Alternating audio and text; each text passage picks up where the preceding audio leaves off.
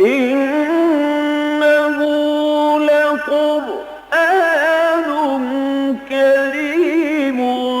في كتاب مكنون لا يمسه إلا المطهرون تنزيل من رب العالمين.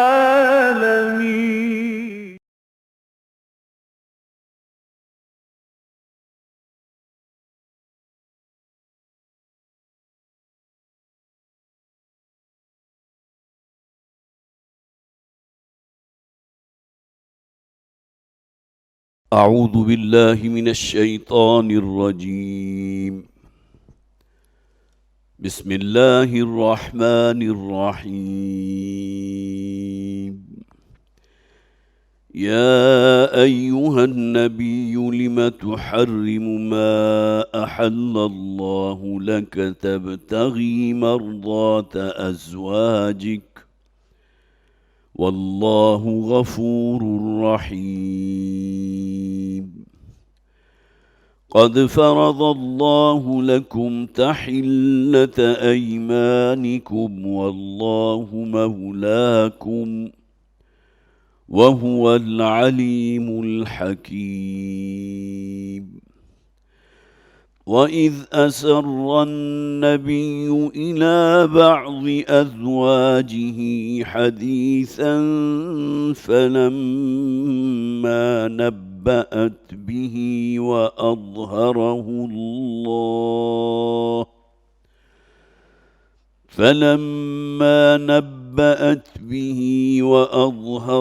الله عليه عرف بعضه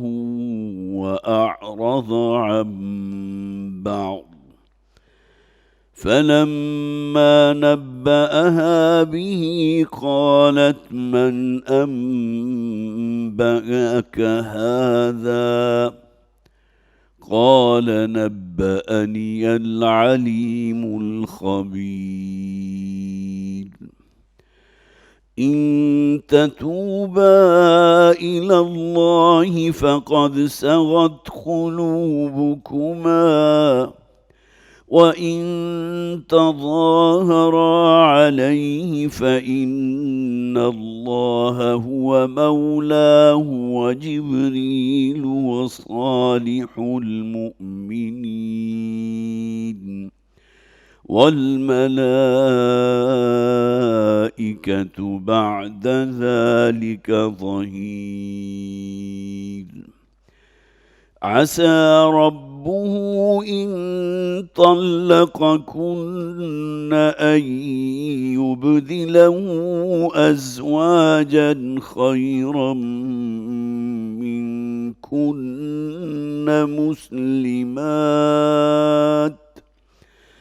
مسلمات مؤمنات قانتات تائبات عابدات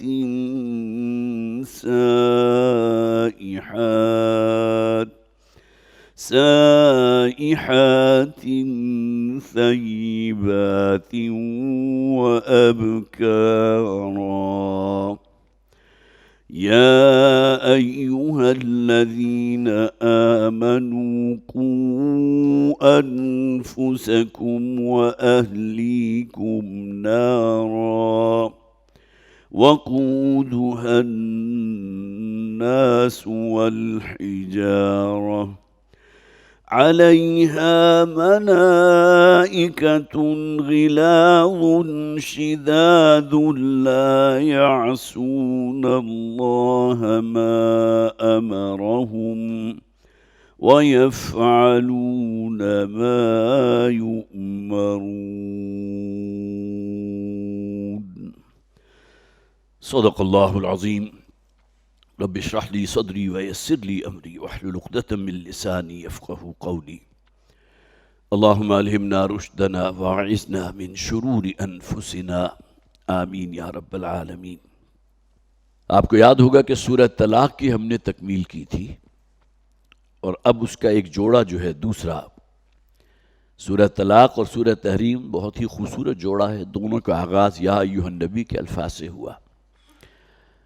ایک صورت وہ ہے کہ جس میں مسلمانوں کے لیے اگرچہ خطاب حضور سے ہے لیکن عمومی حکم ہے، یا ایھا النبی اذا طلقتم النساء، خطاب واحد کے صیغے میں لیکن آگے جمع کا صیغہ استعمال کیا گیا۔ اے نبی صلی اللہ علیہ وسلم، گویا کہ آپ مومنوں سے، مسلمانوں سے کہہ دیجئے کہ جب وہ طلاق دیں تو عدت کا خیال رکھیں، احصوا العدہ۔ اور سورہ تحریم کا آغاز بھی یا ایھا النبی لم تحرم ما احل اللہ لک، جیسا کہ میں نے عرض کیا تھا کہ سورہ طلاق میں جو ہے شوہر اور بیوی کے درمیان محبت، الفت، ایک دوسرے کے ساتھ باہمی ہمدردی، اظہار قربانی کا جذبہ حد درجے مطلوب ہے، لیکن کسی وجہ سے اگر ذہنی موافقت نہیں ہو رہی، کوئی اختلافات پیدا ہو گئے ہیں، کوئی نزاع کا معاملہ ہے، تو ہمارے دین نے ایک رستہ رکھا ہے، وہ طلاق کا رستہ ہے، جس کے بارے میں نبی اکرم صلی اللہ علیہ وسلم کے الفاظ ہیں کہ ان ابغض الحلال عند اللہ الطلاق، کہ اللہ کے نزدیک حلال چیزوں میں سب سے زیادہ ناپسندیدہ شے وہ طلاق ہے۔ یہ اصول ہمیں اپنے سامنے رکھنا چاہیے، اس لیے کہ یہ کوئی جو ہے کھیل کا معاملہ نہیں ہے کہ ذرا سی بات کے اوپر طلاق دے دی، اور بہت سخت آیات جو ہے سورہ نساء میں، سورہ بقرہ میں، اور پھر یہ کہ سورہ طلاق جو ہم نے پڑھی ہم اس ضمن میں پڑھ چکے ہیں۔ تصویر کا دوسرا یہ کہ شوہر اور بیوی کے درمیان محبت اتنی زیادہ گہری ہو جائے کہ اللہ کے احکامات ٹوٹنے لگیں، حرام کو حلال اور ناجائز کو جائز قرار دیا جانے لگے، صرف شوہر اور بیوی کی باہمی محبت کی وجہ سے، بیوی کے فرمائشیں ہیں، بیوی کے چوچلے ہیں، یا اس میں شامل کر لیجئے اولاد کو کہ ان کا بہتر مستقبل ہے، ان کی اعلیٰ تعلیم ہے، اس کے لیے اگر انسان جو ہے اپنے رزق میں، اپنی روزی میں حرام شامل کر لے ان بنیادی معیارات تک پہنچنے کے لیے، تو اس سے بڑا پھر گھاٹے کا سودا اور کوئی نہیں ہے۔ تو گویا کہ تصویر کے دونوں رخ ان دو صورتوں کے اندر بڑی وضاحت کے ساتھ ہمارے سامنے ایک میں آ چکے، اب دوسرا کہ انشاءاللہ آج ہمیں مطالعہ شروع کرنا ہے، اگرچہ جس واقعے سے اس کا آغاز کیا گیا اس کی نوعیت بالکل دوسری ہے۔ ظاہر ہے کسی بندہ مومن کے تو کسی درجے میں بھی یہ توقع نہیں کی جا سکتی کہ وہ اللہ کی حرام کی ہوئی شے کو اپنے لیے جائز قرار دے دے گا بیوی کی محبت میں، لیکن ایک بات کا امکان ہے کہ اللہ کی حلال شے کو اپنے لیے ناجائز قرار دے دے، اور کسی درجے میں یہ معاملہ نبی اکرم صلی اللہ علیہ وسلم نے اپنی ایک اہلیہ کے معاملے میں کیا تھا۔ اس کی تفصیل میں آپ کے سامنے رکھ دوں گا، اگرچہ روایات میں مختلف جو ہے اس میں روایات موجود ہیں، کوئی قصے کہانیاں بھی آپ کہہ سکتے ہیں، اس کے اندر کوئی اضافے بھی ہیں، لیکن یہ کہ وہ روایات کے جو بخاری، مسلم، مسند احمد میں، اور اس کے علاوہ یہ ہے کہ ابو داؤد کے اندر سیاہ ستہ میں موجود ہیں، اس کا خاص طور پر میں ذکر کروں گا، اور جو بقیہ روایات ہیں ان کے بارے میں صرف سرسری طور پر چند باتیں آپ کے سامنے رکھوں گا۔ سب سے پہلا ترجمہ کر لیجئے پہلی آیت کا۔ فرمایا یا ایھا النبی لم تحرم ما احل اللہ لک، اے نبی صلی اللہ علیہ وسلم کیوں حرام ٹھہراتے ہیں اس شے کو جو اللہ نے آپ کے لیے حلال کر دی، تبتغی مرضات ازواجک۔ یہاں انداز جو ہے بڑا جسے آپ کہیے کہ ایسا ہے کہ ترجمہ کرتے ہوئے بھی تھوڑا سا انسان جھجکتا ہے کہ کیا آپ اپنی بیویوں کو خوش کرنا چاہتے ہیں؟ حالانکہ یہ معاملہ ہے کہ جو ہر شوہر جو ہے اس سے توقع کی جا سکتی ہے کہ اپنی بیوی کو خوش رکھے، جیسا کہ نبی اکرم صلی اللہ علیہ وسلم نے بھی ارشاد فرمایا تھا تم میں سے بہترین لوگ وہ ہیں جو اپنی بیویوں کے حق میں بہتر ہیں، اور ساتھ اسی پر اکتفا نہیں کیا بلکہ حضور نے فرما دیا اور میں اپنی بیویوں کے حق میں تم سب سے بہتر ہوں۔ تو گویا کہ ایک آئیڈیل اور اسوہ جو ہے نبی اکرم صلی اللہ علیہ وسلم نے ہم پر واضح کر لیا کہ ہمارا ٹارگٹ کیا ہونا چاہیے۔ گھر کے اندر امن، آشتی اور پیار، محبت اور ایک دوسرے کے لیے ادب، احترام، قربانی، اظہار کا جذبہ جو ہے اسی صورت میں ہوگا کہ ایک دوسرے کے عزت نفس کا خیال رکھیں، ایک دوسرے کو جتنی زیادہ سے زیادہ خوشی پہنچا سکے پہنچانے کی کوشش کریں۔ تو میں تم سب میں بہتر ہوں اپنی بیویوں کے حق میں۔ تو لما تحرم ما احل اللہ لک، اے نبی کیوں حرام ٹھہراتے ہیں جو اللہ نے آپ کے لیے مباح کیا ہے، جو جائز ہے، جو حلال قرار دیا، تبتغی مرضات ازواجک، کیا آپ اپنی بیویوں کی رضا چاہتے ہیں، انہیں خوش کرنا چاہتے ہیں؟ واللہ غفور الرحیم، اب جو معاملہ ہوا اس کے بارے میں پیشگی کہہ دیا گیا. اللہ تعالیٰ معاف فرمانے والا ہے. اگر اس معاملے میں کہیں جو ہے کہ عدم توازن کا مسئلہ ہوا بھی ہے کسی درجے میں کہ آپ نے ایک ایسی شے کہ جو اللہ نے آپ کے لیے جائز اور حلال ٹھہرائی تھی اس کو اپنے اوپر منع کر دیا، یا یہ کہ ایک روایت میں یہ ہے کہ حضور نے قسم کھا لی تھی اس بات پر کہ آئندہ یہ نہیں کروں گا، یہ معاملہ نہیں ہوگا، تو گویا کہ یہاں پہلے ہی بتا دیا گیا کہ اللہ تعالیٰ نے اس معاملے کو معاف فرما دیا. واللہ غفور الرحیم، اللہ تعالیٰ تو بہت ہی معاف فرمانے والا، مغفرت فرمانے والا، اور ساتھ ہی وہ انتہائی رحمت فرمانے والا ہے. اب دیکھیے سیرت میں جو سب سے، جیسا کہ میں نے عرض کیا، مستند ترین واقعات ملتے ہیں، اس میں کوئی شک نہیں ہے کہ وہ واقعہ ہوا تھا، اور اس پس منظر میں جب آپ اس کو دیکھیں گے تو بات بالکل، جسے آپ کہیے کہ بات بالکل فٹ بیٹھتی ہے.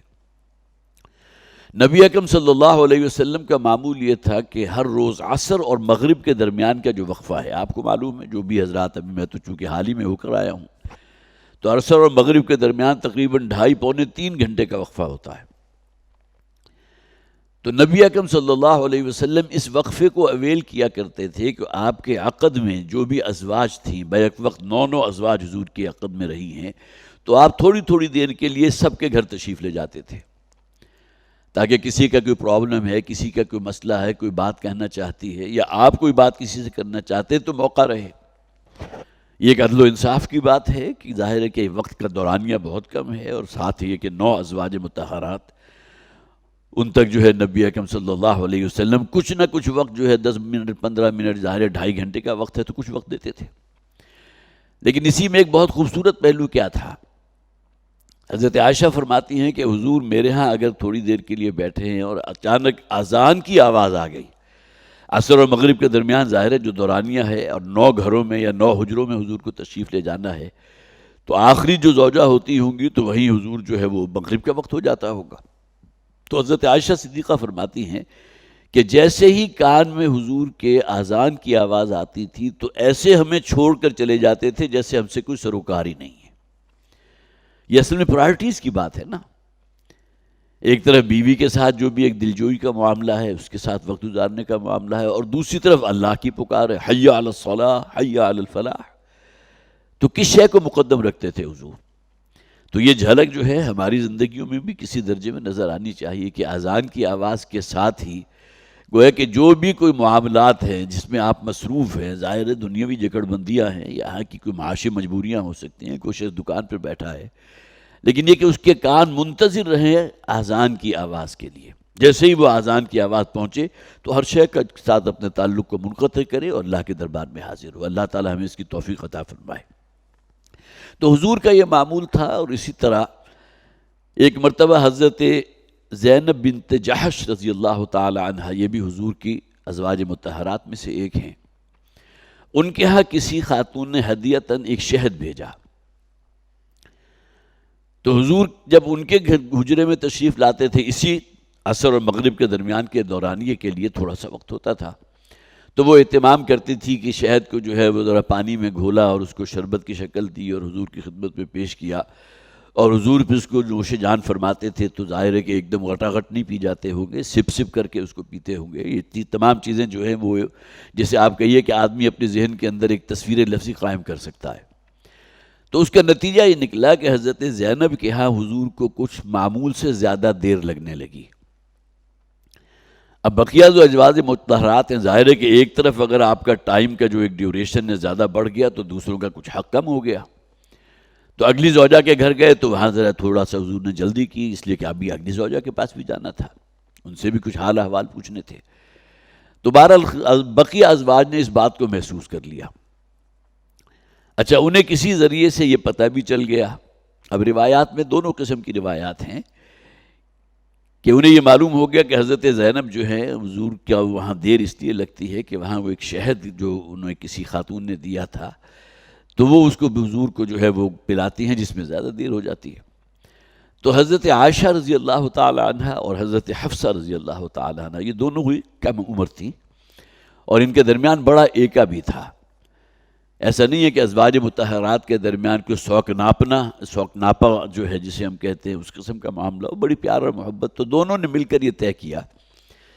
کہ ایسا کرتے ہیں کہ جب حضور آئیں گے تو حضور سے ہم کہیں گے کہ آپ کے منہ سے جو ہے مغافیر کی بو آ رہی ہے۔ اب مغافیر جو ہے عرب کے جو مدینے کے مضافات ہیں یا کہیں اور عرب کا علاقہ ہوگا، وہاں کی خاص ایک جڑی بوٹی ہے جس کی ایک خاص سمیل ہوتی ہے۔ جس طرح بہت سے حضرات ایسے ہیں نا کہ جنہیں کافی کی سمیل اچھی نہیں لگتی، اور بعض حضرات ایسے ہیں کہ جو کافی کی سمیل پہنچتا ہی گویا کہ ان کی باچیں کھل جاتی ہیں۔ تو انسان کی طباع کی بات ہوتی ہے۔ تو مغافیر کے اندر ایک خاص قسم کی جسے آپ کہیے بساعت سی ہوتی تھی کہ جو محسوس ہو جاتی تھی کہ جس مکھی کا یہ شہد ہے اس نے مغافیر کا جو پودا ہے اس کے پھلوں کا رس چوسا ہے۔ تو حضور جب وہ شہد نوش فرمانے کے بعد حضرت عائشہ کے پاس تشریف لائے تو انہوں نے بھی یہ کہا، حضرت حفصہ کے پاس گئے تو انہوں نے بھی یہ کہا۔ تو نبی اکرم صلی اللہ علیہ وسلم نے اس بات پر قسم کھا لی، روایت یہ ہے کہ حضور نے حلف لے لیا کہ آئندہ میں شہد نہیں پیوں گا۔ اب دیکھیے اس میں قطعاً ایک کسی قسم کی بھی کوئی ایسی بات نہیں ہے جو قابل گرفت ہو، لیکن بہرحال ہمارے ہاں جو بھی مفسرین نے اس کی تفسیر بیان کی ہے کہ نبی اکرم صلی اللہ علیہ وسلم کا معاملہ عام انسانوں سے بہت بڑھ کر ہے، اس لیے کہ آپ کو تو تا قیام قیامت ایک آئیڈیل اور نمونہ بننا ہے۔ تو اس کا تو کوئی امکان سرے سے اگر انسان کے ذہن میں بھی آ جائے تو اسے اپنے ایمان کے لالے پڑ جائیں کہ نبی اکرم صلی اللہ علیہ وسلم نے کسی حرام یا ناجائز شے کو اپنے لیے روا قرار دیا ہو۔ لیکن ایک وہ شے کہ جو بعض لوگوں کو طبعاً جو ہے وہ شہد سے رغبت نہیں ہوتی، بلکہ شہد کے اندر جو خاص قسم کا ایک اس کا فلیور ہوتا ہے اس سے وہ بدکتے ہیں۔ تو کوئی شخص اپنے اوپر اگر اس بات کو لازم کر لیتا ہے میں شہد استعمال نہیں کروں گا، بہت سے لوگ آپ نے دیکھے ہوں گے، بعض حضرات کو شہد پیتے ہی جو ہے وہ کوئی پیٹ کا ایسا درد شروع ہو جاتا ہے۔ ہمارے ایک قریبی عزیز ہیں، ان کے ساتھ یہ معاملہ ہے، وہ اس کو برداشت نہیں کر پاتے، ان کی جو بھی میوکوزا ہے ان کے سٹومک کا وہ اس کو ٹالریٹ نہیں کر پاتا۔ تو نبی اکرم صلی اللہ علیہ وسلم نے اس بات پر قسم کھا لی کہ آئندہ میں شہد استعمال نہیں کروں گا، لیکن ساتھ ہی انہوں نے حضرت عائشہ سے اور حضرت حفصہ رضی اللہ تعالیٰ عنہ سے کہہ دیا کہ دیکھو یہ جو میں نے قسم کھائی ہے اس کو صرف اپنے تک محدود رکھنا، ایسا نہ ہو کہ زینب کو اگر اس کی خبر ہوگی تو پھر اس کا دل ٹوٹے گا کہ میری وجہ سے جو ہے نبی اکرم صلی اللہ علیہ وسلم نے اپنے لیے ایک مباح چیز کو، جائز اور حلال چیز کو اپنے اوپر منع کر دیا۔ تو گویا کہ جو دو آیات ہیں اس سے اگلی آیت جو ہے اس کا بھی تعلق گویا کہ اسی ایک قصے سے، جو روایات اکثر و بیشتر آپ کو تفاسیر میں مل بھی جائیں گی، اور جیسا کہ میں نے عرض کیا کہ جس کی بنیاد ہے بخاری، مسلم، مسند احمد، ابو داؤد کی روایات۔ اچھا دوسری روایت اور بھی ہے جس کا ذکر اگرچہ صحاح ستہ میں نہیں ہے لیکن مفسرین نے اس کو چونکہ نقل کیا ہے، لہذا ممکن ہے کہ جو حضرات بھی یہاں تشریف لاتے ہوں وہ اس کا جو حصہ ہمیں پڑھنا ہوتا ہے اس کا مطالعہ کر کے آتے ہوں، یا یہ بھی امکان ہے کہ جانے کے بعد مطالعہ کرتے ہوں، تو ان کی نظر سے وہ روایت بھی گزرے گی۔ اور ویو یہ ہے کہ صلح حدیبیہ کے بعد جو نبی اکرم صلی اللہ علیہ وسلم نے مختلف جو بھی حکمران تھے مختلف ملکوں کے، ان کے نام جو اپنے نامہ مبارک بھیجے تھے، تو مقوقس کا جو حکمران تھا، جو مصر الیگزینڈریا کا حکمران تھا، ان کی طرف حضور نے اپنا نامہ مبارک بھیجا حضرت حاتب ابن ابی بلتع رضی اللہ تعالیٰ عنہ کے ہاتھوں۔ اور سورہ مجادلہ میں ہم ان کا ذکر پڑھ چکے ہیں کہ یہ وہ بدری صحابی ہیں کہ جن سے ایک معاملے میں خطا ہوئی تھی، اور نبی اکرم صلی اللہ علیہ وسلم نے جب وہ سفر اختیار کرنا تھا جو بالآخر فتح مکہ کے اوپر منتج ہوا، تو حضور نے اپنے اس سفر کو بہت سیکرٹ رکھا تھا، اور حضرت حاتب بن ابی بلتع رضی اللہ تعالیٰ عنہ نے کوشش کی تھی کہ حضور کے اس سفر کی خبر جو ہے وہ جو مکہ کے لوگ ہیں رؤوسا ان تک پہنچ جائے، تاکہ ان کے گھر والے جو ہیں وہاں اگر کوئی جنگ و جدال کی کیفیت آتی ہے تو ان کو پروٹیکٹ کر سکے۔ نیت کے اندر سوائے اس کے اور کچھ نہیں تھا، لیکن بہرحال غلطی ہوئی،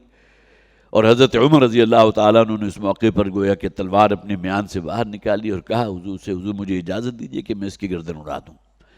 تو حضور نے فوراً روک دیا، نہیں یہ بدری صحابی ہے، حضرت حاتب ابن ابی بلتع رضی اللہ تعالیٰ عنہ۔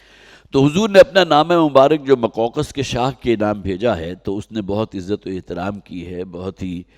جسے آپ کہیے کہ حضور کے ساتھ جو ہے بڑی تکریم کا معاملہ کیا، اور ہدیتاً 2 کنیزیں حضور کے ساتھ روانہ حضرت حاتب ابن ابی بلتع کے ساتھ روانہ کر دیں کہ تم جاؤ اور میری طرف سے گویا کہ خیر سگالی کے طور پر۔ اب ظاہر ہے کہ ہمیں یہ چیز بڑی عجیب لگتی ہے، اور یہ وہ چیزیں ہیں جن کا پھر نبی اکرم صلی اللہ علیہ وسلم نے خاتمہ فرمایا ہے۔ لیکن چونکہ ابھی بہرحال فتح مکہ نہیں ہوئی تھی، ابھی صرف صلح حدیبیہ کا معاملہ ہوا تھا، تو یہ چیزیں جو ہے، اور یہ واقعہ وہ ہے کہ جو آپ کو بخاری اور مسلم کی روایات میں مل جائے گا۔ تو ان میں سے ایک خاتون کا نام تھا سیرین، اور دوسری خاتون تھی ماریا۔ یہ دونوں قبطی نسل تھیں، بہت ہی حسین و جمیل خواتین تھیں، اعلیٰ حسب نسب والی تھیں، لیکن اس زمانے میں شاید یہ چیز کوئی عیب نہیں سمجھی جاتی تھی۔ یہ الگ بات ہے کہ نبی اکرم صلی اللہ علیہ وسلم نے پھر باقاعدہ نکاح فرمایا حضرت ماریہ قبطیہ رضی اللہ تعالی عنہ سے۔ اب دوران سفر واپس آتے ہوئے حضرت حاتب بن ابی بلتہ کے اخلاق کو دیکھتے ہوئے، اور پھر انہوں نے اسلام کی دعوت بھی ان دونوں کے سامنے رکھی کہ دونوں نے اسلام قبول کر لیا۔ اب بجائے یہ کہ گھر سے نکلتی تو دل کے اندر کوئی تقدر ہوتا کہ ہمیں وہ ہدیے کے طور پر بھیجا جا رہا ہے، وہ دونوں ہی اسلام انہوں نے قبول کر لیا۔ جب مدینہ پہنچے نبی اکرم صلی اللہ علیہ وسلم کے پاس، تو حضرت سیرین جو اسلام قبول کر چکی تھی، انہیں حضرت حسان ابن ثابت رضی اللہ تعالی عنہ، یہ حضور کا فیصلہ تھا، ان کے حوالے کیا کہ ان کے ساتھ نکاح کر لو، اور اسی طرح حضرت ماریہ قبطیہ کے جو ہے اپنے حرم میں داخل کر لیا۔ اور حضور کے ازواج مطہرات میں سے حضرت خدیجہ کے علاوہ صرف ماریہ قبطیہ ہیں رضی اللہ تعالی عنہ، کہ جن کے بطن سے پھر حضرت ابراہیم جو حضور کے ایک بچے تھے، جو بالکل ہی اوائل عمری ہی میں جن کا انتقال ہو گیا، تو انہی کے بطن سے تولد ہوئے تھے۔ تو حضرت ماریہ قبطیہ حضور کے حرم میں داخل ہو گئی۔ جیسا کہ میں نے عرض کیا، بہت ہی ظاہر ہے کہ اگر کوئی شے ہدیتاً بھیجی جاتی ہے تو اس کی خوبصورتی کا بھی خیال رکھا جاتا ہے۔ تو بعض روایات ایسی بھی ملتی ہیں کہ بقیہ ازواج مطہرات کو کسی درجے میں ایک رشک محسوس ہوا کہ اب حضور کی توجہات ہماری طرف سے ہٹ کر جو ہے زیادہ ان کی طرف ہو جائیں گی۔ بہرحال یہ ایک وہ چیز ہے جو طبع بشری کے اندر موجود ہے۔ اگر واقعتاً کوئی انسان اور بشر ہے تو اس کے اندر اس قسم کے جذبات ہوں گے، لیکن اس کا اظہار انہوں نے کبھی نہیں کیا۔ تو بہرحال ایک دن ایسا معاملہ ہوا کہ حضور حضرت حفصہ رضی اللہ تعالی عنہ کے حجرے میں گئے، تو وہاں جو ہے حضرت حفصہ موجود نہیں تھی۔ وہ ممکن ہے کہ اپنے والد حضرت عمر کے گھر گئی ہوں، یا کوئی ایسا معاملہ ہوگا، تفصیل بیان نہیں کی گئی۔ تو اسی اثناء میں حضرت ماریہ قبطیہ وہاں آ گئی۔ تو نبی اکرم صلی اللہ علیہ وسلم نے حضرت ماریہ قبطیہ کے ساتھ کچھ وقت وہاں گزارا۔ اب جب حضرت حفصہ رضی اللہ تعالیٰ عنہ تشریف لائیں اور آپ کے علم میں یہ بات آئی، تو انہوں نے اسے مائنڈ کیا۔ پھر نوٹ کر لیجئے، ازواج النبی بھی بہرحال بشر ہیں، ان کے اندر بھی اس قسم کے جذبات پیدا ہو سکتے ہیں۔ اور میں خاص طور پر آپ کے سامنے رکھوں گا سورہ احزاب اور سورہ مائدہ جو ہے اس کی چند آیات جو ہیں، جہاں بہت ہی حتمی طور پر یہ بات کر دی گئی کہ اے نبی کی بیویوں، تم عام عورتوں جیسی نہیں ہو۔ جیسے کہ عام خواتین کے اندر رشک یا حسد کے جذبات پیدا ہو جاتے ہیں، تمہارا معاملہ ان سے یکسر مختلف ہے۔ جیسے کہ نبی اکرم صلی اللہ علیہ وسلم تمام انسانوں کے لیے اسوہ ہے، اسی طرح تمہیں تمام خواتین کے لیے اسوہ بننا ہے۔ تو بڑے سخت الفاظ جو ہیں سورہ احزاب میں موجود ہیں، اس کا بھی انشاءاللہ ہم مطالعہ کریں گے۔ تو بہرحال حضرت حفصہ رضی اللہ تعالیٰ عنہ نے اس بات کو مائنڈ کیا، تو لیکن یہ کہ بہرحال وہ بات ایک جو ہو چکی تھی، اور ایک جو ہے کہ راز کی بات تھی جو صرف حضرت حفصہ اور حضرت ماریہ قبطیہ جو حضور کی ازواج میں سے اب ہیں ان کے علم میں تھی۔ تو حضور نے حضرت حفصہ رضی اللہ تعالیٰ عنہ کو منع کر دیا کہ یہ بات جو بھی ہوئی ہے اس کا ذکر اور کسی سے نہ کرنا۔ تو ابتدائی جو آیات ہیں اس کے اندر اصل میں یہ دو واقعات ہیں، جن میں سے پہلا واقعہ جیسا کہ میں نے عرض کیا وہ حدیث کی مستنترین کتابوں کے اندر موجود، دوسرا واقعہ بھی روایات کے اندر موجود ہے، اور چونکہ مفسرین نے اس کا ذکر کیا ہے لہٰذا ان دونوں ہی کا میں نے آپ کے سامنے ذکر کر دیا۔ اب آئیے کہ ان کا اب ہم مطالعہ کرتے ہیں۔ فرمایا یا ایھا النبی لم تحرم ما احل اللہ لک، اے نبی کیوں حرام ٹھہراتے ہیں اس شے کو جو اللہ نے آپ کے لیے حلال ٹھہرا دی، تبتغی مرضات ازواج، کہ آپ اپنی بیویوں کی رضا چاہتے ہیں، ان کی خوشی چاہتے ہیں۔ واللہ غفور الرحیم، اور اللہ تعالیٰ غفور الرحیم ہے۔ قد فرض اللہ لکم تحلۃ ایمانکم، یہاں نوٹ کیجئے، اس لیے کہ روایات میں جو الفاظ ملتے ہیں کہ حضور نے اس بات پر حلفیہ آپ نے یہ کہا تھا کہ آئندہ میں شہد استعمال نہیں کروں گا، تو وہی الفاظ یہاں آ گئے۔ اللہ نے آپ پر لازم کر دیا ہے اپنے حلف یا اپنی قسم کا کھول ڈالنا، اس کا کفارہ ادا کرنا۔ اور یہاں نوٹ کیجئے کہ کفارے کا ذکر جو ہے سورہ مائدہ میں موجود ہے، آیت نمبر 89 کے اندر فرمایا گیا لا یؤاخذکم اللہ باللغو فی ایمانکم، ایک تو عرب مزاج ہے کہ بات بات پر واللہ اور تاللہ جو ہے ان کی زبان پر ہوتا ہے، واللہ اللہ کی قسم، اللہ کی قسم، جبکہ ان کی مراد ارادتاً اللہ کی قسم کھانا نہیں ہوتا، وہ ان کا تقیہ کلام بن چکا ہے۔ تو اشارہ کر دیا گیا یہ جو تم عام طور پر قسمیں کھا لیتے ہو، جو تمہارا گویا کہ ایک شعار بن چکا، اور جس سے قطعاً تم ارادتاً کوئی ایسی قسم نہیں، حلف نہیں دیتے، تو اللہ تعالیٰ اس کے معاملے میں تو تم سے مؤاخذہ نہیں کرے گا۔ وَلَٰكِن يُؤَاخِذُكُم بِمَا عَقَّدتُّمُ الْأَيْمَانَ، ہاں وہ ضرور پکڑے گا اور محاسبہ کرے گا ان قسموں پر کہ جو تم نے پورے شعور کے ساتھ ایمان کی کیفیت سے کھائی ہو۔ ظاہر ہے کوئی شخص اگر قسم کھاتا ہے، بقائم ہوش و حواس کھاتا ہے، اور اسے معلوم ہے جو میں کہہ رہا ہوں وہ کیا کہہ رہا ہوں، اور اگر اس قسم کو میں نے توڑا تو اس کا کفارہ ادا کرنا ہوگا مجھے، تو اب یہ وہ شے ہے کہ جس پر اللہ مؤاخذہ کرے گا اور محاسبہ کرے گا۔ فَكَفَّارَتُهُ، تو اب اس کا کفارہ کیا ہے جو ہمارے دین کے اندر متعین کر دیا گیا۔ سورہ تحریم میں جو فرمایا گیا نا، قَدْ فَرَضَ اللَّهُ لَكُمْ تَحِلَّةَ أَيْمَانِكُمْ، اللہ نے فرض کر دیا ہے آپ پر اے نبی صلی اللہ علیہ وسلم اپنی اس قسم کا کفارہ ادا کرنا۔ تو فَكَفَّارَتُهُ، تو اس کا کفارہ کیا ہے؟ اطعام 10 مساکین من اوسط ما تطعمون اہلیکم، کہ تم 10 محتاجوں کو کھانا کھلاؤ گے۔ اب یہاں بھی جو ہمارے فقیہ ہیں انہوں نے اس بات کو واضح کیا ہے کہ کھانے سے مراد 2 وقت کا کھانا ہے، گویا کہ ایک دن کا یا تو آپ نے کسی کو راشن دے دیا، یا راشن کو کیلکولیٹ کر کے اس کے مساوی جو ہے آپ نے پیسے دے دیے، یا راشن آپ نے خرید کر اس کے گھر میں ڈلوا دیا، یہ تمام چیزیں اس کے اندر شامل ہیں۔ لیکن 2 وقت کا کھانا، تو 10 مسکینوں کو 2 وقت کا کھانا کھلاؤ گے، اوسط ما تطعمون، کہ جو تم اپنے لیے کھاتے ہو،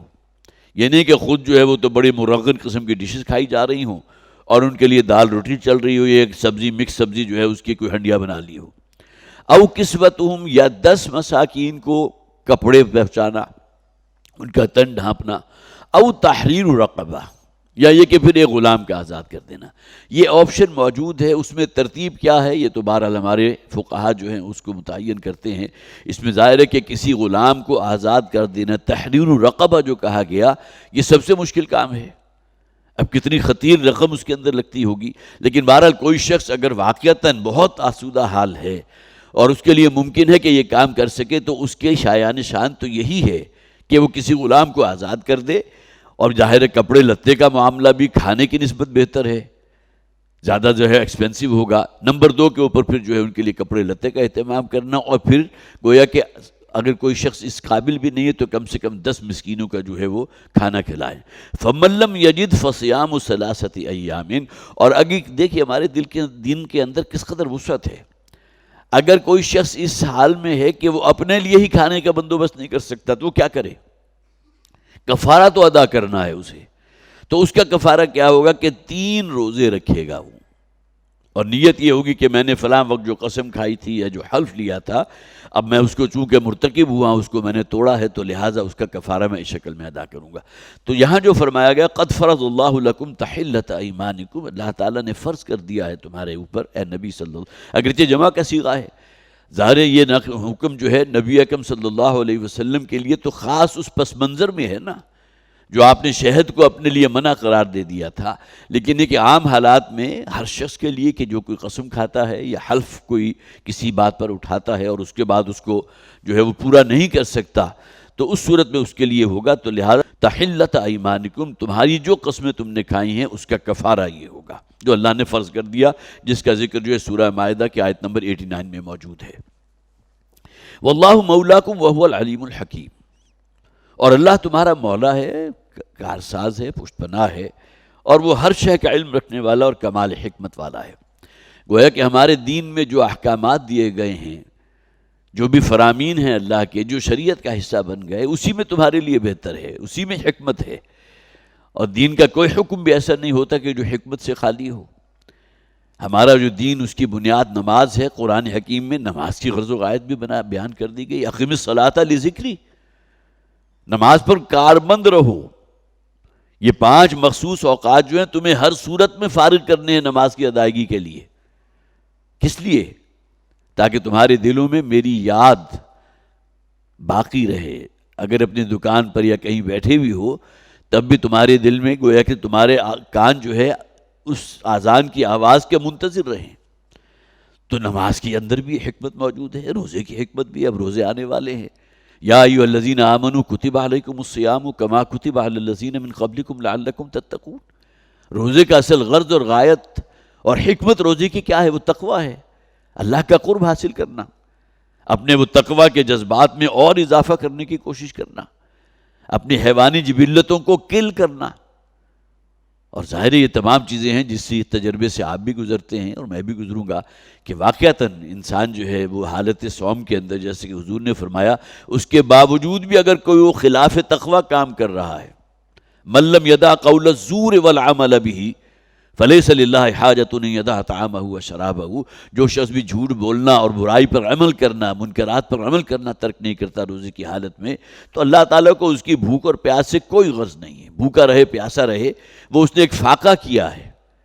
اصل غرض اور غایت جو تھی روزے کی وہ تو اسے حاصل نہیں ہوئی، جو تقویٰ ہے۔ واللہ غفور الرحیم، اللہ غفور اور رحیم ہے۔ قد فرض اللہ لکم تحلۃ ایمانکم، اللہ تعالیٰ نے اپنی تمہاری قسموں کا کفارہ ادا کرنا، اس کا کھول ڈالنا تم پر فرض کیا۔ واللہ مولاکم، اور اللہ تعالیٰ تمہارا پشت پناہ ہے۔ وہو العلیم الحکیم، وہ ہر شے کا علم رکھنے والا، کمال حکمت والا ہے۔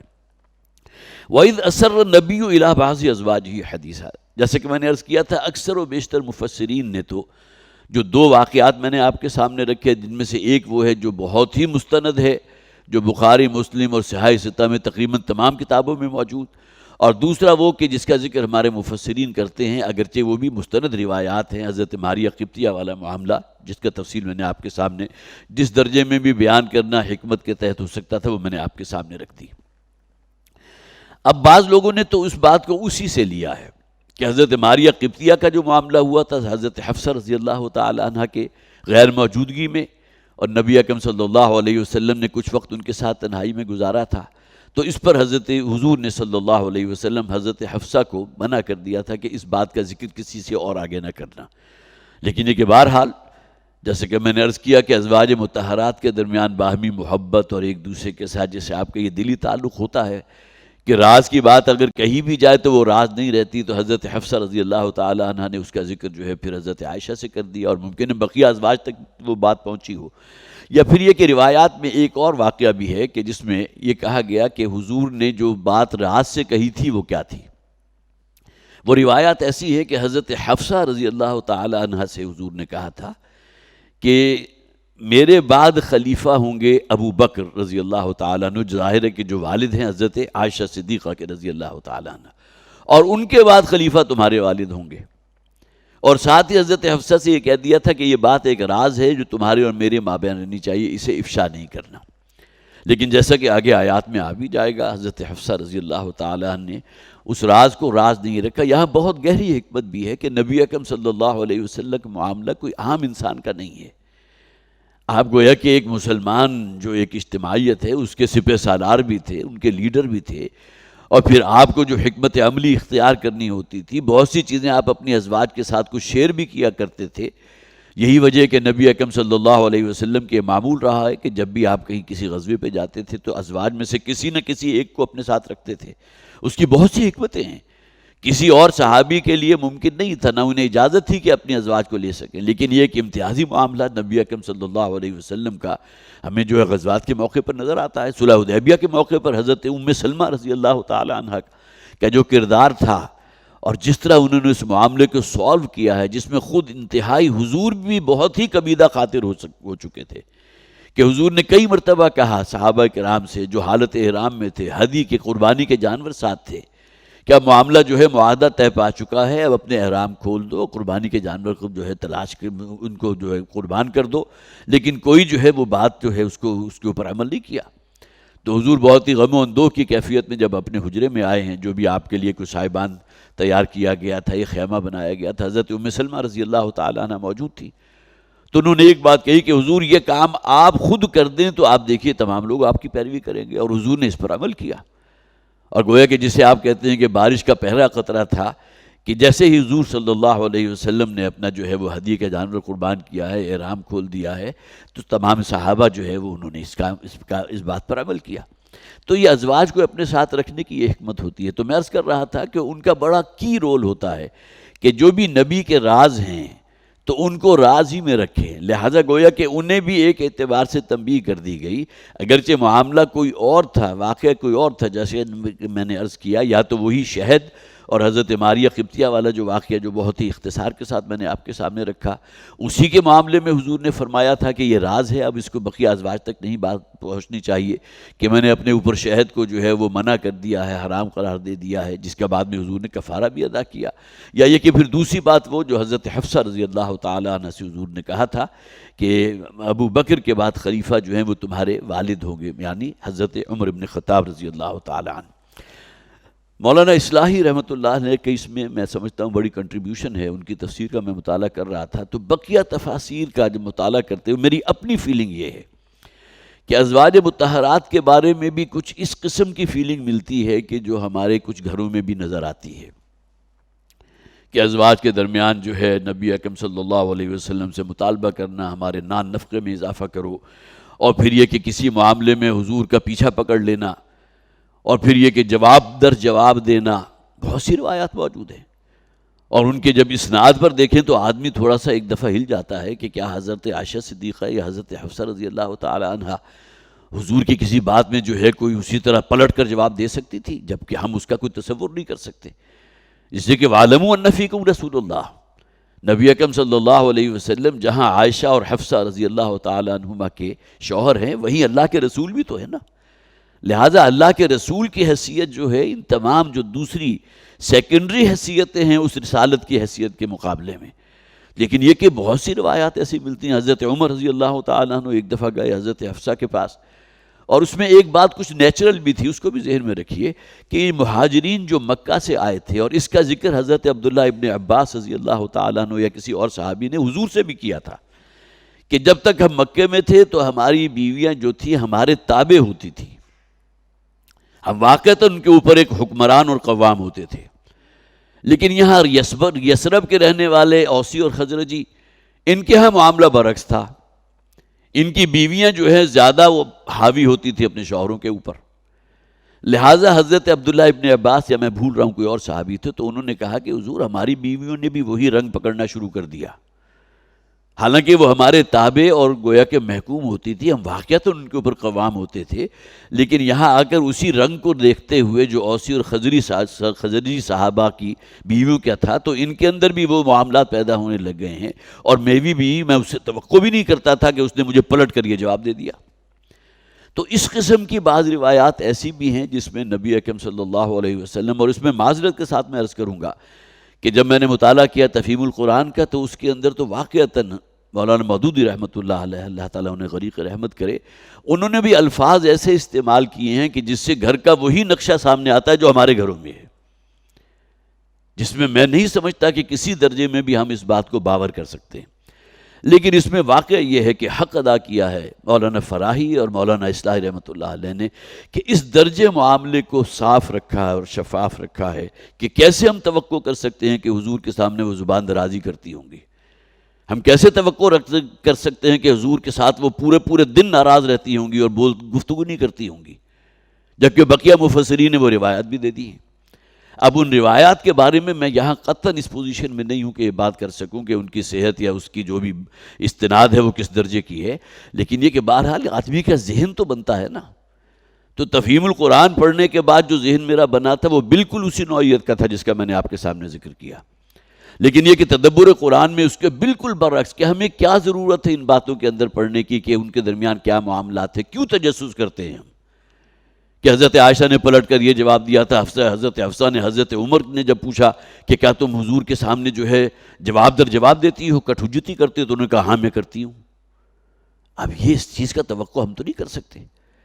لیکن بہرحال جیسا کہ میں نے عرض کیا، اگرچہ مجھے نہیں چاہیے تھا کہ اس موضوع کو میں یہاں کھولتا، لیکن میرا بہرحال فوری تاثر اس کو پڑھنے کے بعد، ان دونوں تفاسیر کو پڑھنے کے بعد یہ بنا تھا. تو میں اسے پھر کسی درجے میں جو ہے وہ علمی خیانت سمجھتا ہوں کہ اس بات کو آپ تک نہ پہنچاؤں. لیکن اس بات کو ذہن میں رکھیے کہ بہرحال یہ ایک بات ہے، بشریت کا ایک تقاضا ہے کہ جیسا کہ نبی اکرم صلی اللہ علیہ وسلم نے ایک موقع پر حضرت عائشہ صدیقہ رضی اللہ تعالی عنہ سے یہ کہا بھی تھا کہ تمہیں معلوم ہے کہ میں کیسے پہچانتا ہوں کہ تم مجھ سے ناراض ہو. تو حضرت عائشہ نے کہا نہیں میں تو نہیں، آپ بتائیے کیا؟ تو حضور نے فرمایا جب تم کسی بات کو کہتے ہوئے یہ کہتی ہو میں اللہ کے رسول کہ میں محمد صلی اللہ علیہ وسلم کے رب کی قسم کھاتی ہوں، یہ اس قسم کے الفاظ تھے، تو میں یہ سمجھ جاتا ہوں کہ جو گویا کہ تمہارے اور میرے درمیان کوئی مغایرت ہے، اور جب تم یہ الفاظ کہتی ہو تو میں سمجھتا ہوں کہ اب تم اس سے جو ہے وہ خوش ہو یا راضی ہو۔ اب یہ الفاظ جو ہیں بہرحال ہو سکتے ہیں، گھر کی خانگی زندگی کو اسی لیے بہت زیادہ مستور رکھا گیا، اور وہ جو شوہر کے جو راز ہیں اگر بیوی جو ہے اس کو کوئی بیان کر دیتی ہے کسی دوسرے کے سامنے تو بہت بڑا گناہ قرار دیا گیا ہے۔ وہ ایک گھر کی چار دیواری ہے اور اس کے اندر جو بھی تخلیہ کی باتیں ہوتی ہیں اس کو بہرحال وہ تخلیہ ہی کا معاملہ رہنا چاہیے۔ تو یہ ایک معاملہ ہوا تھا کہ جس میں حضرت حفصہ رضی اللہ تعالیٰ عنہ سے خطا ہوئی اور انہوں نے اس بات کو راز نہیں رہنے دیا، جس کا نتیجہ یہ نکلا کہ وہ بقیہ ازواج کے علم میں بھی آ گئیں، اور اللہ تعالیٰ نے وحی کے ذریعے نبی اکرم صلی اللہ علیہ وسلم کو بتا دیا کہ جس بات کا آپ نے کہا تھا اپنی زوجہ سے کہ یہ راز رہے گی وہ اب راز نہیں رہی۔ اب اگلی آیات ہم پڑھ لیتے ہیں۔ وَإِذْ أَسَرَّ النَّبِيُّ إِلَىٰ بَعْضِ أَزْوَاجِهِ حَدِيثًا، اور جب کہ کہا نبی صلی اللہ علیہ وسلم نے اپنی ازواج میں سے بعض سے ایک بات۔ اثر کا لفظ آیا، اس کے معنی کیا ہے؟ سر والی بات، راز والی بات۔ فَلَمَّا نَبَّأَتْ بِهِ، اور جب نبی اکرم صلی اللہ علیہ وسلم نے اس بات کو جتلا دیا اس خاتون کو، حضرت حفصہ رضی اللہ تعالیٰ عنہ کو بتا دیا کہ بھئی وہ جو میں نے تمہیں کہا تھا کہ یہ راز کی بات ہے، خواہ وہ حضرت عمر رضی اللہ تعالیٰ عنہ کی خلافت کا معاملہ ہو یا وہی شہد یا حضرت ماریہ قبطیہ والا معاملہ ہو، ان دونوں کے حوالے سے۔ تو جب فلما نبأت بہ، اور پھر جب انہوں نے بات کو جتلا دیا انہیں، وَأَظْهَرَهُ اللَّهُ عَلَيْهِ، اور اللہ تعالیٰ نے بھی گویا کہ وہ بات واضح کر دی نبی اکرم صلی اللہ علیہ وسلم پر، اس لیے کہ وحی جو ہے وہ صرف وحی وہ نہیں ہے جو قرآن حکیم میں ہم پڑھتے ہیں، یہ وحی مطلوع ہے۔ مختلف مواقع پر بھی نبی اکرم صلی اللہ علیہ وسلم کو اللہ کی طرف سے القاء ہوتا تھا، الہام ہوتا تھا، وحی ہوتی تھی جو قرآن کا جز نہیں ہے۔ یہاں بھی اللہ تعالیٰ نے وحی کے ذریعے نبی اکرم صلی اللہ علیہ وسلم کو بتا دیا کہ اب وہ بات آپ کی راز نہیں رہی۔ وَأَظْهَرَهُ اللَّهُ عَلَيْهِ، اور اللہ نے بھی اس کو واضح کر دیا حضور پر صلی اللہ علیہ وسلم۔ عَرَّفَ بَعْضَهُ وَأَعْرَضَ عَنْ بَعْضٍ، یہاں بھی دیکھیے ایک بڑی حکمت ہے کہ کوئی ایسی بات یا کوئی خطا اگر سرزد ہو جائے تو اس پر فوراً جو ہے وہ جسے آپ کا یہ ڈنڈا لے کر کھڑے ہو جانا اور بات کو اپنی منطقی انتہا تک پہنچا دینا، یہ کسی درجے میں پسندیدہ نہیں ہے۔ حضور نے بھی حکمت سے کام لیا، عرف بعضہ وأعرض عن بعض، تو ان میں سے کچھ کا انہوں نے حضور نے ان سے ذکر کر دیا اور کچھ بات چھپا بھی لی۔ گویا کہ ایسا نہیں ہے کہ جسے آپ کا یہ لٹھ مار کر جو ہے ایک دم سر پر سوار ہو گئے ہوں گے تم نے کہ جو ہے وہ اس بات کو راز نہیں رکھا اور اب یہ معاملہ جو ہے بہت ہی برائی والا معاملہ ہوا ہے، بلکہ ایسا نہیں ہوا، بلکہ حضور نے اعراض کیا، بات نہیں بتائی، بات کا کچھ حصہ بتا دیا اور کچھ حصہ نہیں بتایا، حکمت سے کام لیا۔ فلما نبأ به قالت من انبأك هذا، اور جب نبی اکرم صلی اللہ علیہ وسلم نے جب وہ بات ان کو بتلا دی تو انہوں نے کیا کہا؟ من انبأك هذا۔ اب یہاں کسی درجے میں ہوتا ہے کہ شوہر اور بیوی کے درمیان جو ایک بے تکلفی ہوتی ہے اس کا اظہار ہو رہا ہے، تو ان اہلیہ نے حضرت حفصہ، اگر روایات کو آپ سامنے رکھیں تو حضرت حفصہ نے کہا کہ آپ کو کس نے بتایا؟ یہ ایک ریفلیکس ایکشن ہے نا، گھروں میں اس کا تجربہ ہوتا ہے عام طور پر، بجائے یہ کہ کوئی اپنی معذرت کر لے کہ ہاں مجھ سے غلطی ہو گئی تھی، میں نے اس راز کو راز نہیں رکھا، میں نے عائشہ رضی اللہ تعالیٰ عنہ کو بتا دیا تھا، انہوں نے شاید کوئی آگے بھی ذکر کر دیا ہو اور ازواج تک بھی یہ بات پہنچ گئی ہو، تو لیکن یہ کہ یہ معاملہ نہیں ہوا، بلکہ انہوں نے اسی ناز کے سے انداز میں شوہر اور بیوی کے درمیان جو ایک بے تکلفی ہوتی ہے، من انبأك هذا، آپ کو کس نے بتایا؟ قال نبأنی العلیم الخبیر۔ اب یہاں جو ہے انداز ذرا بالکل جیسے آپ کا یہ ٹون چینج ہو گئی، تو نبی اکرم صلی اللہ علیہ وسلم نے کہا مجھے اس ذات نے بتایا ہے جو العلیم ہے اور الخبیر ہے۔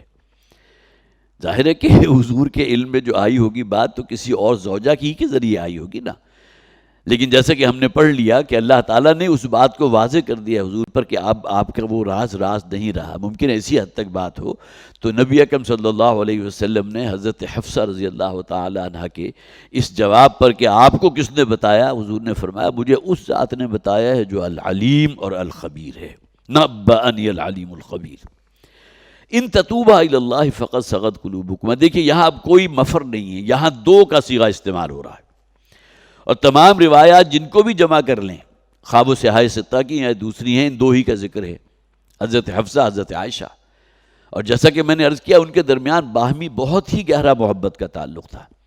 کسی درجے میں ممکن ہے دل کے اندر کوئی سوکناپن کا کوئی 0.001% کوئی کسی درجے میں ہو بھی، اس لیے کہ بہرحال عورت کے لیے بہت سی چیزیں ہوتی ہیں مفاخرت کرنے کی، خوب ظاہری حسن و جمال بھی ہوتا ہے، خوبصورتی بھی ہوتی ہے، اخلاق بھی ہوتا ہے، صرف لہجہ بھی بن جاتا ہے کہ لہجے ہی کی بنیاد پر کوئی شخص جو ہے کسی خاتون کے ساتھ کوئی خاص انس محسوس کرتا ہے. یہ تمام چیزیں ہیں، مختلف فیکٹرز ہوتے ہیں. لیکن بہرحال یہ چیزیں جو ہیں وہ ازواج مطہرات میں بھی کسی درجے میں موجود تھی، لیکن یہ غالب نہیں تھی. اس لیے کہ سورہ احزاب اب وقت نہیں ہمارے پاس، انشاءاللہ اگلی مرتبہ اس کا میں وہ بلکہ اگلا درس شاید آخری درس ہوگا رمضان سے پہلے کا، تو اس میں انشاءاللہ کوشش کروں گا کہ سورہ مبارکہ کی تکمیل تو شاید نہ ہو سکے، لیکن جو باتیں رہ گئیں وہ آپ کے سامنے میں رکھ دوں. تو بہرحال یہ تمام چیزیں جو ہیں وہ اس کو اپنے ذہن میں رکھیے. یہاں دو کا صیغہ جو استعمال کیا گیا، ان تتوبا، اگر تم دونوں توبہ کرو، رجوع کرو. توبہ کے معنی کیا ہے؟ معافی مانگ لینا. معافی کس سے مانگیں گی؟ اللہ کے رسول صلی اللہ علیہ وسلم نے ایک بات کو راز رکھنے کا کہا تھا، نہیں رکھا، لہذا سب سے پہلے معافی تو بنتی ہے حضور سے، اور پھر یہ کہ اسی ڈائریکشن میں آگے اللہ ہے، اصل معافی تو اس کے اختیار میں ہے نا. لیکن یہاں بہرحال ترجمہ وہی ہوگا، اگر تمہارے دلوں کے اندر گویا کہ ایک انابت پیدا ہو چکی ہے، ایک رجوع کا معاملہ پیدا ہو چکا ہے، اور اپنی اس بات کے اوپر تم کسی درجے میں نادم بھی ہو، یا نبی اکرم صلی اللہ علیہ وسلم نے تمہاری وجہ سے اپنے اوپر جو ہے وہ شہد کو حرام کر لیا، اس کو جو ہے اپنے لیے جو ہے منع کر دیا اس بنیاد پر کہ تمہیں وہ جو مغافیر جو ہے اس کی جو گوند ہے، یہ گوند کی شکل کی کوئی شے ہوتی تھی، کسی پودے کے اوپر لگتی تھی، جس طرح ہمارے ہاں کیکر کی گوند ہوتی ہے اور مختلف قسم کی گوندیں ہوتی ہیں. تو جو شہد کی مکھی جو ہے اس کا رس چوستی تھی تو اس کے اندر وہ خاص قسم کی ایک بساند آ جاتی تھی.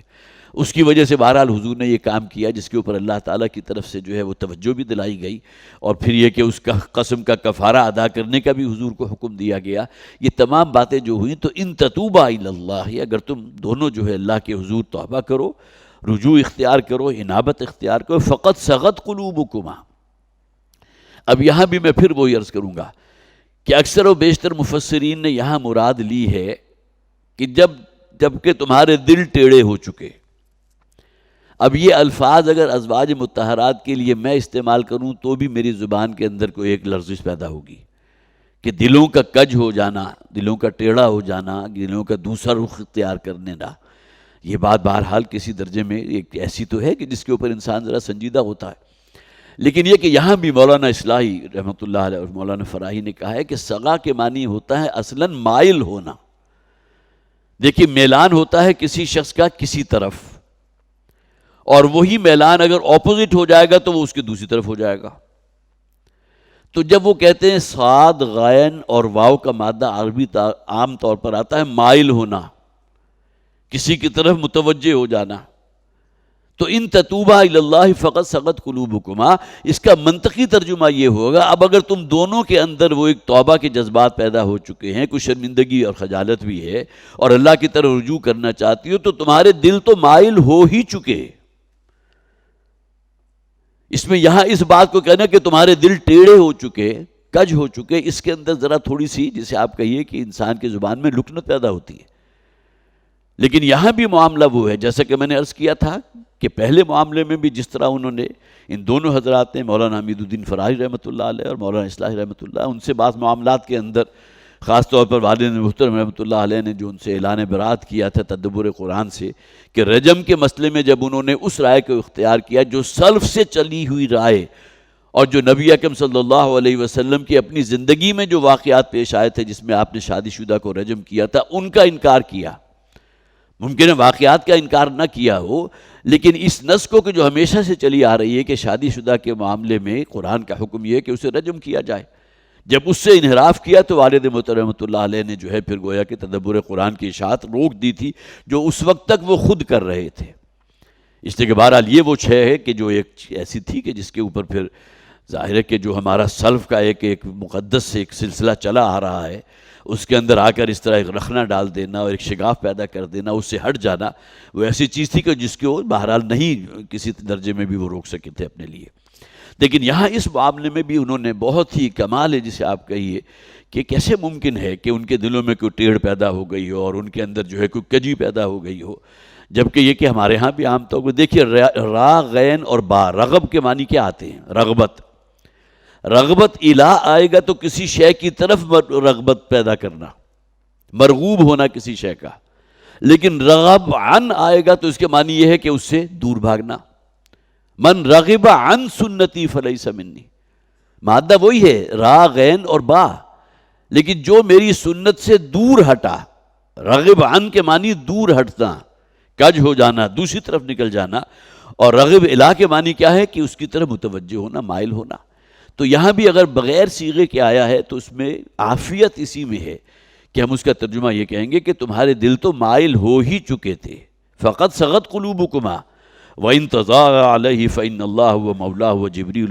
وَجِبْرِيلُ وَصَالِحُ الْمُؤْمِنِينَ. اور اگر تم دونوں نے کہیں ایکا کر لیا جس کا کوئی امکان نہیں تھا، اور ظاہر ہے کہ قطعاً ایکا نہیں ہوا کہ اس کے اوپر انہوں نے جو ہے کوئی معاملہ جو ہے وہ اس کا کر لیا ہو، ضد پکڑ لی ہو اپنی اس بات کے اوپر. اگر کہیں ایسا ہوا تو جان لو کہ اللہ ہے کہ جو پھر پشت پناہ ہے اپنے رسول کا صلی اللہ علیہ وسلم. نہ صرف اللہ، جبرائیل ہیں ان کے پیچھے، صالح المومنین، یہ مومنین کی صالح جماعت جو ہے ان کے ساتھ کھڑی ہے. والملائکۃ بعد ذلک ظہیر. اور سب سے بڑھ کر یہ کہ فرشتوں کی ایک پوری جماعت ہے کہ جو ان کی تائید کے لیے اور ان کے پشت کے اوپر کھڑی ہوئی ہے، جو ان کے مددگار ہیں. اب یہ وقت ہمارا ختم ہو چکا، لہٰذا اس آیت کا بقیہ حصہ انشاءاللہ ہم پڑھیں گے اور اس کے بعد اگلی آیت بھی ہمارے زیر مطالعہ آئے گی. بہرحال جو باتیں بھی میں نے عرض کی ہیں، اس سے پہلے چونکہ اس کا موقع نہیں آیا کہ اس طرح کی جو ہے کچھ وہ باتیں کہ جو بہرحال انسان کی طبع کے اوپر کسی درجے میں گراں بھی گزرتی ہیں، اس کو وہ بیان کیا جائے اور اس طرح کہا جائے. لیکن بہرحال چونکہ یہ چیزیں ہماری تفسیروں کا حصہ ہیں اور جو حضرات بھی تفاسیر کا مطالعہ کرتے ہیں ان کے یہ علم میں آتی ہیں، تو وہ باتیں میں نے آپ کے سامنے رکھ دی. اللہ تعالیٰ نے اگر میری بات زبان سے کوئی ایسی بات نکلوا دی ہو کہ جو صحیح نہ ہو، درست نہ ہو، تو اللہ تعالیٰ مجھے معاف فرمائے. اور پھر یہ کہ اگر حق ہے تو اللہ تعالیٰ اس کے لیے ہمارے دلوں کو کھول دے. بارک اللہ لی و لکم فی القرآن العظیم ونفعنی و ایاکم بالآیات والذکر الحکیم.